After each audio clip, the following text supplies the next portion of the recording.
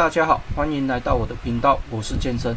今天是2025年10月15号星期三，有收到这一台电动起子机，它是12伏的，它这边没有型号，它整体的外观还算不错。那只有收到一颗电池，一个充电器。昨天充了一天，电压量起来还是没有的。这种工具人家丢掉不要了，问题都是电池没有电了。那我们今天就来维修这一台的电池。接下来我们先将这一颗电池拆掉。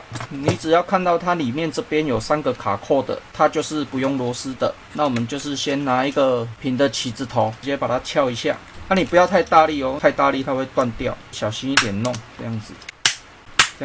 打开2个以后，你要先把它稍微拉出来，然后再拆第3个，从中间这边，这样子就可以拆起来了。那我们看一下电池，这个电池一看就很明显，都已经坏掉了，只有这一颗是好的。然后我们可以稍微看一下保护板，这个保护板目前看起来还是算蛮不错的，缺点就是电池了。那我这边拿了3颗电池，这边的容量我都已经有测量过了，容量大概都在1600左右，内组的部分大概都在30左右 N 码，电压都是比较接近的，电池型号都是 VTC4 的。接下来我们就是直接把电池拆掉。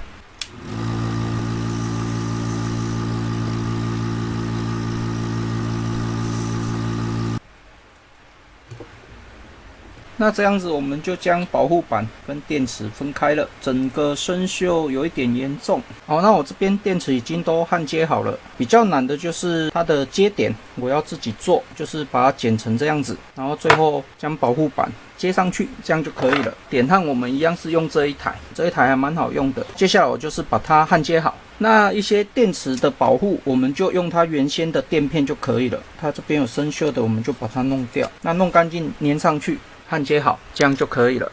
那这样子我们电池就接好了。最后有一点要注意，焊接的时候有用助焊剂的话，最后一定要把助焊剂清掉，要不然没有多久它就会生锈。清洁助焊剂你就是买电子清洁液，那没有的话我自己都是用酒精，可以把它喷到牙刷上，那我们把它刷干净。你只要正负极不要去接到，这样就可以了。然后把多余的擦掉，只要有用助焊剂的地方你都要这样子做。这边也是，这边我们就小心一点，拿棉花棒也可以，反正你就是要把它清掉。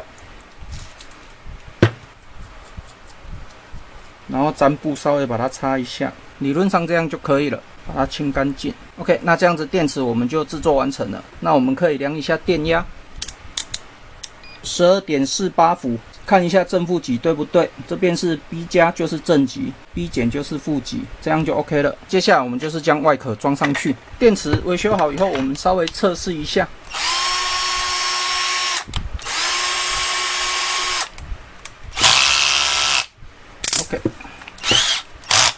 看起来这一台也不用保养了，因为它目前的状态非常良好，整体外观还是蛮新的。这边又有做一个水平仪，这一台感觉上还不错啦。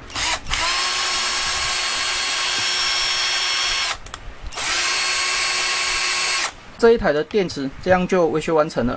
维修完成以后，我们先尝试让它充电看看。目前已经有在充电了，目前充电的瓦数是4瓦左右，应该算正常。接下来我们就等它充完电，它变为绿灯，就是充饱电了。那目前量出来是 12.48伏，全新的电池的话，满电压应该是 12.6， 所以我们这一组电池应该还有80%新左右。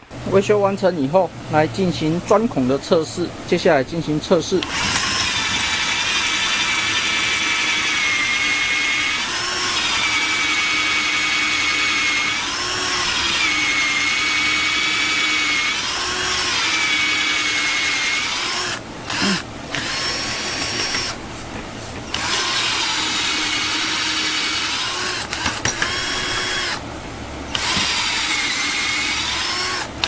钻孔的部位动力还算足够，接下来我们来锁螺丝，这种比较长的。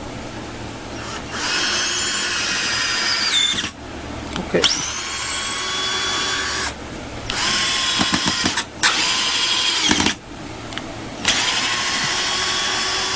锁一般的长螺丝，动力还算足够啦。那我有做了一台电池功率的检测仪，所以我们今天也来测试一下这一颗电池它的功率能够输出多少电流。那这次我也询问了 AI，12伏电池的功率保护板最大可以释放多少的功率？这边显示出来的资料，一般起子机落在15至30A 的功率左右。那我把镜头拉近一点，最主要就是看右边这一个萤幕就可以了。那我们先将它设定为5A 就好。5A 的话大概是56瓦左右。那我们测试个5到10秒。5A 的电流测试起来是没有问题的。那我们增加到10A， 接下来测试。10A 的部分大概就100瓦，手摸电池这个部分它已经在发烫了。目前10A 测试起来是没有什么问题的。接下来我们测试一下15A。15A 的话接近135瓦，15A 的话还是可以的。接下来我们直接测到20A。20A 的话大概是150瓦，胶带烧穿了。那我这边就不再继续测试了，这边它已经烧到有一点变形了。我个人认为这一种保护板它可以测试到15至20A 的电流是没有问题的，取决于材料的问题，所以我这边就不再继续做测试了，要不然等一下坏掉就得不偿失了。OK。我们换的电池它是可以供给到30A 的电流，所以应用在这一种12伏的起子机上没有问题的。那这一台的测试就测试到这边为止。那测试完以后，我们量一下剩余的电压，还有12伏左右。那接下来我们进行充电，可以正常充电。那我们现在充电的瓦数大概是8瓦左右，正常在充电了。充完电了，那我们量一下电压。12.71伏，重新充电以后，居然可以超过12.6伏的满电压，这是什么原理？我也不晓得。那我们放电一下看看。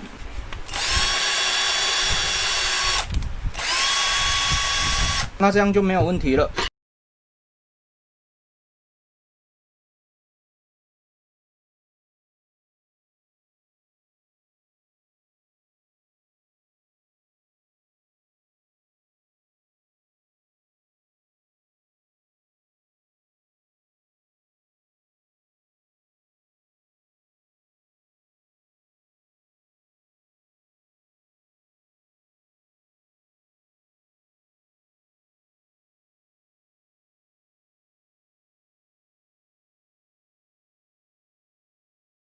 那我这一篇12伏的电动扭力起子机电池更换维修分享影片就分享到这边为止。